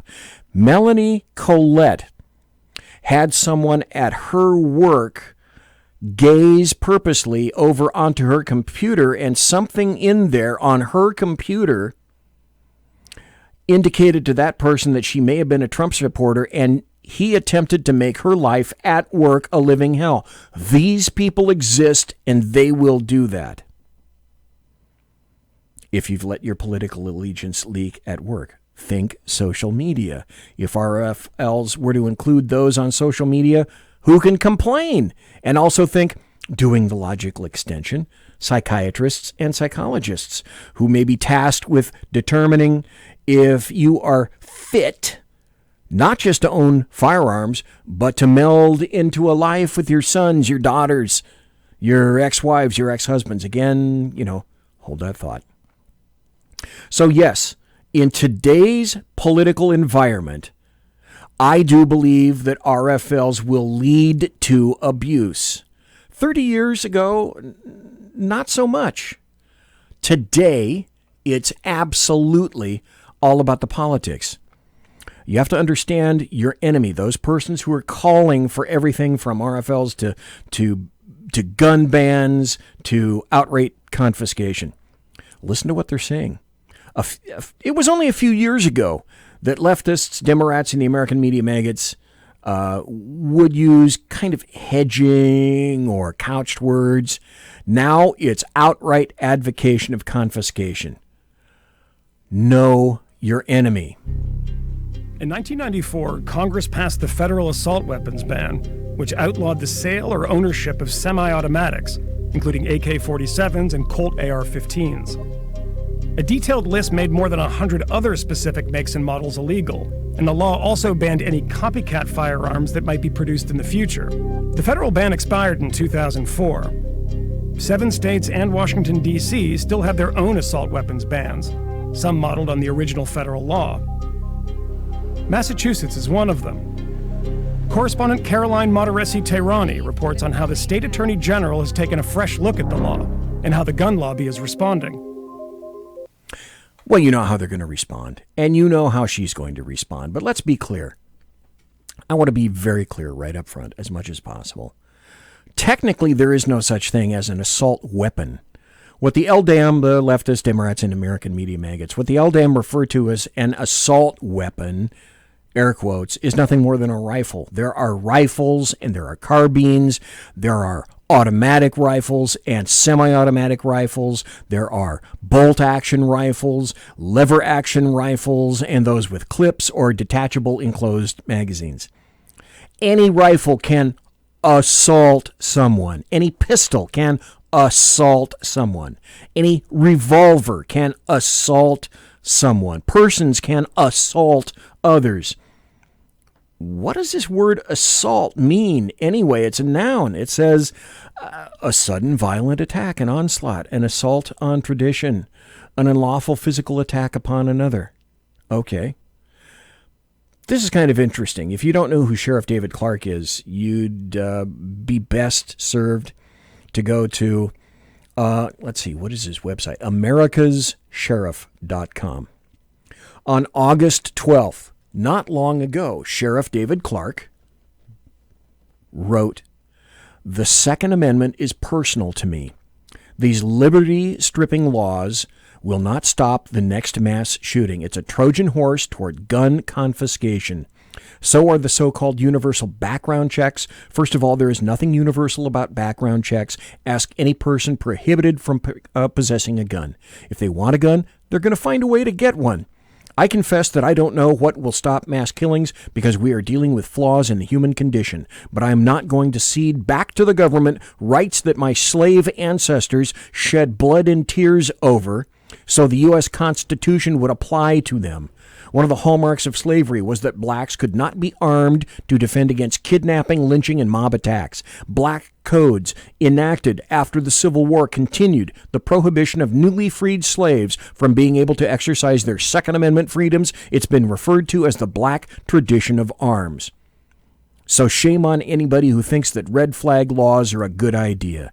It was Benjamin Franklin who said those who would give up essential liberty to purchase a little temporary safety deserve neither liberty nor safety. And oh yeah, as if you couldn't tell, Sheriff Clark is black.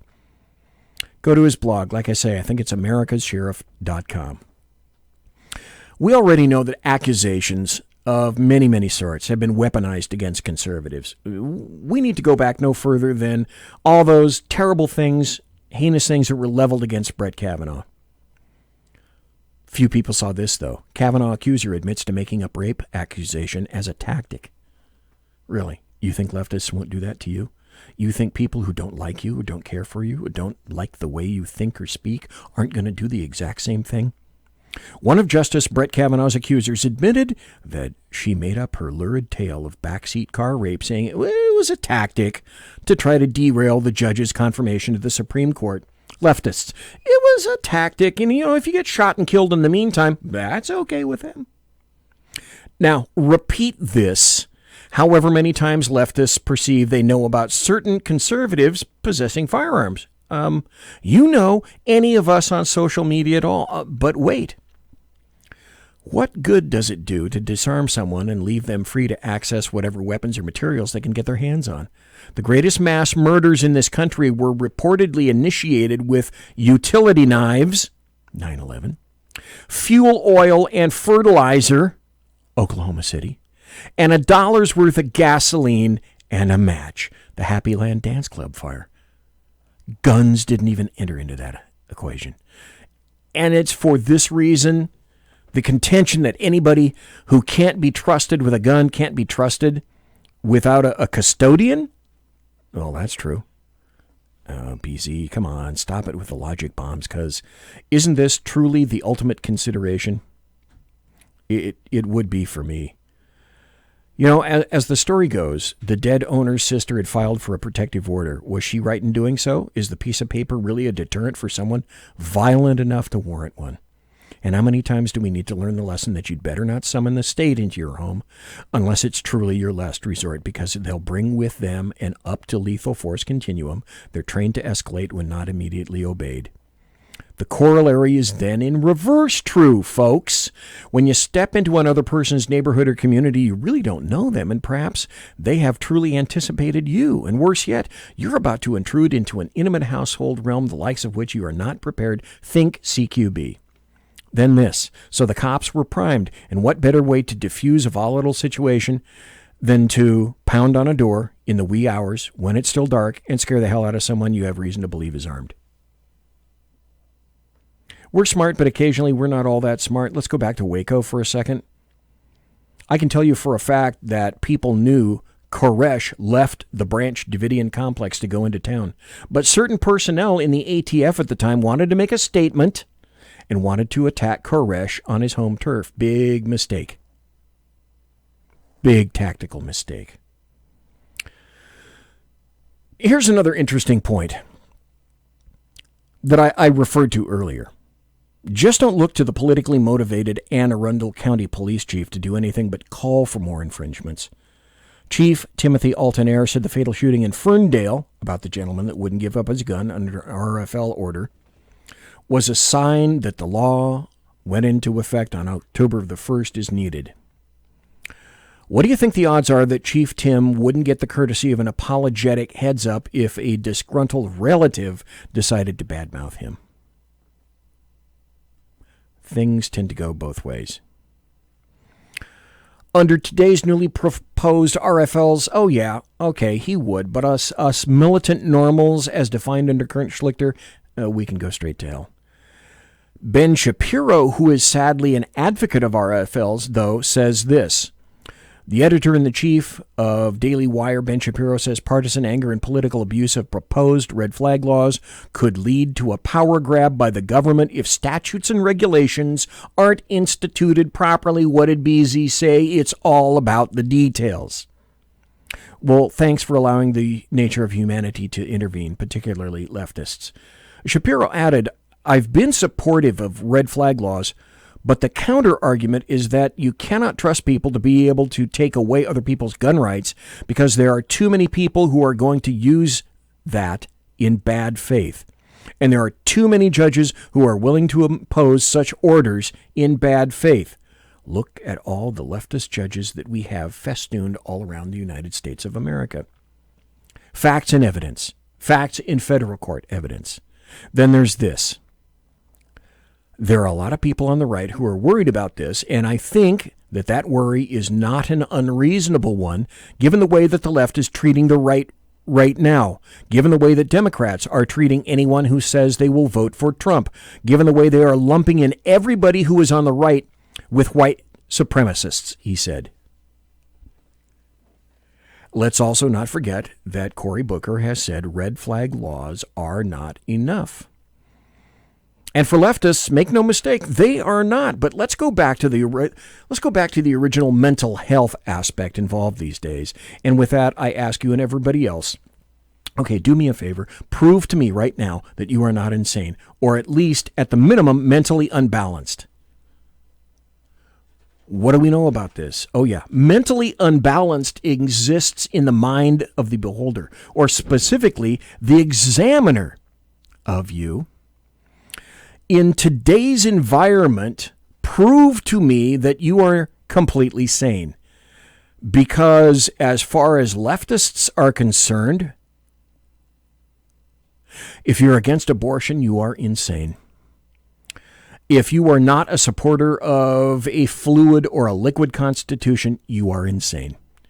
If you believe anyone, save those celebrities or politicians important to the left, if you believe anybody should be armed, you are insane. If you believe free speech requires preservation, you are insane. If you think the Constitution and the Bill of Rights simply get in the way of good government, you are insane. If you believe in any kind of religion, except Islam, because after all, they'll kill you, you are insane. If you believe wages, shelter, transportation, clothing, medical care shouldn't be free, you are insane. The DSM-5 is the current version of the Diagnostic and Statistical Manual of Mental Disorders, extant these days. There is a copy of that thing in my office. I look at it. I read it. I know it. Because I use it in writing posts and in talking about things like this on my show. There's going to be future versions, the DSM-6, the 7, the 8. Well, who determines sanity? Correct. Those people assembling the current and future DSMs. So ask yourself a couple of very important questions. Who are these people predominantly? Leftists, mostly. People seek certain jobs because they satisfy certain worldviews. Not very many leftists consider law enforcement as a profession, as they're not much interested, for example, in the sacrifice and discipline and judgment required for such officers. And I tend to distill it down to two camps. One, those who must say yes all the time because it's easy, and two, those who have the sack to actually say no because it's difficult. It's tough to say no. And let's move on to the John Hopkins study that I told you about, that California's background check law had no impact on gun deaths, because we told you about that. And then there was this article, which is even more recent, and this buttresses essentially most all of my argument up to this point. It's an article that is hardly mentioned by any one of the leftists, Democrats, or American media maggots, because after all, this is one of the primary underpinnings of RFLs in the first place. studies find no evidence that assault weapons, BZ going air quotes, assault weapons bans reduce homicide rates. And if I had a producer, you would hear something similar to reduce homicide rates. The studies, data, and examination of the available evidence by scholars suggest that assault weapons bans or buybacks will have little, if any, effect on rates of violent crime and gun violence. That just came out this past Saturday, August 17th, this year. And how many shows or on how many newspapers or magazines or websites have you seen or heard that information shouted from the rooftops? Mass shootings are unconscionable acts of violence and are the most acutely disturbing form of gun violence.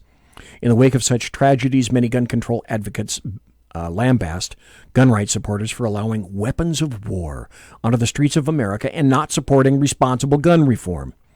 The measures put forth are usually either a ban or a mandatory buyback of assault weapons, most of which are more accurately known as semi-automatic rifles. Because as I said, assault weapon, that's some kind of a vague term that works for leftists, and it varies from state to state, and they're generally black, and they have dangly bits, and they have some kind of a stock. You know all that stuff. While these initiatives are common sense to advocates, if one takes the time to examine the data and the evidence, it becomes abundantly clear that gun control in this form will do little to reduce gun violence. Oddly enough, that's exactly what you and I, proper thinking human beings, as Kurt Schlichter says, militant normals, we naturally intuit from the involved statistics. But I find this very interesting as well. Mother Jones, a massive leftist organization and magazine, database of mass shootings, defined as shootings involving 3 or more fatalities. By the way, the standard is 4 or more fatalities, which has already skewed the statistics in Mother Jones' database. Just thought I'd tell you that. Shows that between 2007 and 2017, there were 495 people murdered in such events. When breaking down these shootings by the weapons involved, it is revealed that around half of those victims, 253, were murdered by a perpetrator with an assault weapon such as an AR-15. Over the same time frame, though, FBI crime reports show that there were 150,352 homicides in total, of which 103,901 involve firearms. This means that mass shootings involving assault weapons, air quotes, constitute 0.17% and 0.24% of all homicides and firearms homicides, respectively. Ruh-roh. To further illuminate the relative infrequency of mass shootings with assault weapons, consider the fact that in 2017, some 1,590 people were murdered using knives or sharp instruments. Over the last 5 years, 261 people were murdered with assault weapons in mass shootings, an average rate of 52 murders annually. At such a rate, it would take over 30 years of mass shootings with assault weapons to produce the same number of deaths as 1 year's worth of knife murders. Have you noticed, by the way, in the newspapers that knife assaults, murders, and slashings in Europe, obviously, but even here in the United States, are starting to trend upwards? Also, what that means is it would take 135 years' worth of mass shootings with assault weapons to produce the 7,032 deaths that handgun homicides did in 2017. Consequently, even a completely effective ban or buyback of weapons would have an incredibly small impact on rates of homicide and gun violence, and then there is always the probability that people intent on committing mass violence will substitute assault weapons with other available firearms or methods of destruction. Oh yeah, that's right, such as homemade explosives. We've seen that before. Gosh, like I said, like we're seeing the resulting explosion of knife crime in Europe, and now here in the United States. We are now officially in overtime. But let's see. Before we go any further, I want to remind you guys of this. Conservative media done right. You're listening to the SHR Media Network. There are theoretical reasons to doubt the effectiveness of a ban or buyback of assault weapons, but it doesn't help that real-world evidence suggests those measures fail to produce reductions in gun violence. Between 1994 and 2004, the federal government banned the manufacture, sale, and transfer of assault weapons in the large-capacity magazines. A subsequent Department of Justice study found no evidence that the ban had had any effect on gun violence and stated that, quote, should it be renewed, the ban's effects on gun violence are likely to be small at best and perhaps too small for reliable measurement. A recent study published this year in the Journal of General Internal Medicine examined state gun control policies and found no statistically significant relationship between assault weapons or large-capacity magazine bans and homicide rates. A Journal of the American Medical Association, the JAMA, study came to the same conclusion. And the Australian model, Jack knows all about this, Jack Alexander. We spoke to him last Thursday night. The Australian model, demanded by leftists here, which resulted in the confiscations of firearms in 1996, well, that doesn't work either. My last show, go to the archives and listen to Jack Alexander, who's a resident of Australia, talk about firearms confiscations in Australia, its results, and just ridiculous proscriptions. No, let's see if I get this right. Jack, I'm sure, will correct me. No air-driven spear guns, no BB guns, no pellet guns, no wrist rockets, no crossbows, no bows, and more. So, in 1996, I think this is true, Australia experienced its own mass shooting. So in response, the government implemented a mandatory buyback program that banned and confiscated certain types of firearms, including assault weapons. A 2016 JAMA study on that matter found no statistically significant change in the trend of the country's firearm homicide rate following the law's passage. The authors also noticed the decline in firearm suicides post-ban could not be clearly attributed to gun control since non-firearm suicides fell by an even greater magnitude. That article concludes, the studies, data, and examination of the available evidence by scholars suggests that assault weapons bans or buybacks will have little, if any, effect on rates of violent crime and gun violence. There seems to be no relationship between gun control measures and reductions in firearms, homicide, or suicide, and there doesn't appear to be any clear evidence they reduce mass shootings. But wait, stop right there. Isn't that the reason for the new demand in red flag laws? Assault weapons are everywhere. They're endemic, and people have to be stopped in advance. Is this an earlier version? What is this? Is this like we're looking at the movie Minority Report? There's something called the Coppell testimony, which says this is what is wanted. Petitions initiated by law enforcement, not by spurned dating partners or relationships from long ago. Ex parte hearings, only when there is proof of necessity. Proof by clear and convincing evidence which has been corroborated. Guarantees of all due process rights, including cross-examination and right to counsel. Court-appointed counsel if the respondent so wishes. A civil remedy for victims of false and malicious petitions. Safe and orderly procedures for relinquishment of firearms, strict controls on no-knock raids, storage of relinquished firearms by responsible third parties, prompt restoration of concealed carry permits for the falsely accused, prompt return of firearms upon the termination of an order, renewal of orders based on presentation of clear and convincing proof, not allowing long-time orders to be bootstrapped into lifetime federal prohibition. That's what the Coppell testimony is. Now, we know governments. We also know leftists. And trust me when I tell you that isn't what leftists want. They want it greatly, greatly, massively expanded.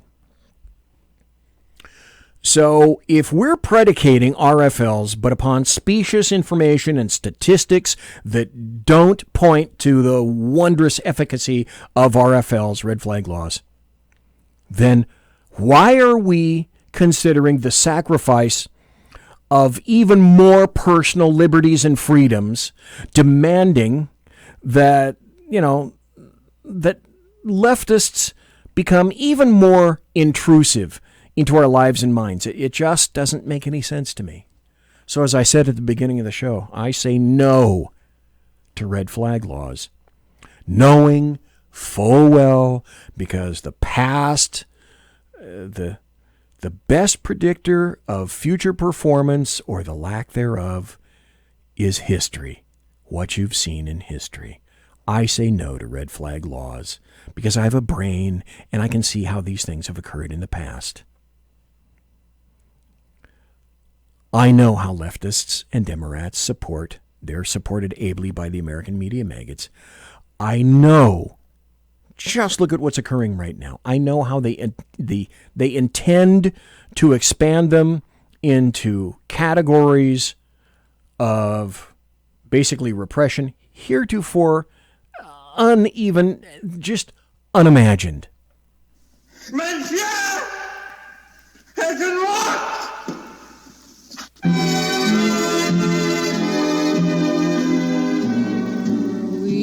Ladies and gentlemen, boys and girls, children of all ages, thanks for listening to the Bloviating Zeppelin's Berserk Bobcat Saloon radio show, live and direct right here on the SHR Media Network. If you want to contact me, you can find me on Twitter at BZEP, at BZEP, and my blog at bloviatingzeppelin.net. Promotional consideration is by the Lockheed Martin Skunk Works, the Boeing Company, if it ain't Boeing, I ain't going, and also by Pratt & Whitney Engines Thrust. You can trust. Tiaras are by My Little Pony. Thanks to my personal KC-135 Kettle One refueling team with whom I will be consorting in less than an hour. And thank you ever so kindly for listening live. I hope Jeff Dunnitz feels better. Thanks to everybody for being in chat tonight. Thanks to everybody for listening in podcast. Thanks for the American truckers who listen to me. I appreciate each and every one of you for taking the time out of your busy day and night to come and listen. Tomorrow night, I believe it's a Shat show. Thursday night, I'll be back in the saloon. Folks, God bless. Take care. Be safe. And good night.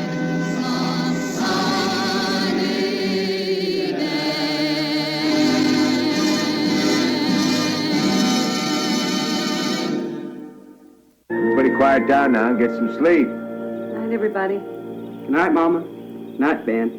Good night, everyone. Good night, Mama. Good night, Daddy. Good night, children. Good night, Daddy. Good night, Elizabeth. Good night, John Boy. Good night, Jim Bob. Good night, Jim Bob. Good night, Jim Bob. What's going on? I was asleep. What's everybody doing? Good night, Jim Bob.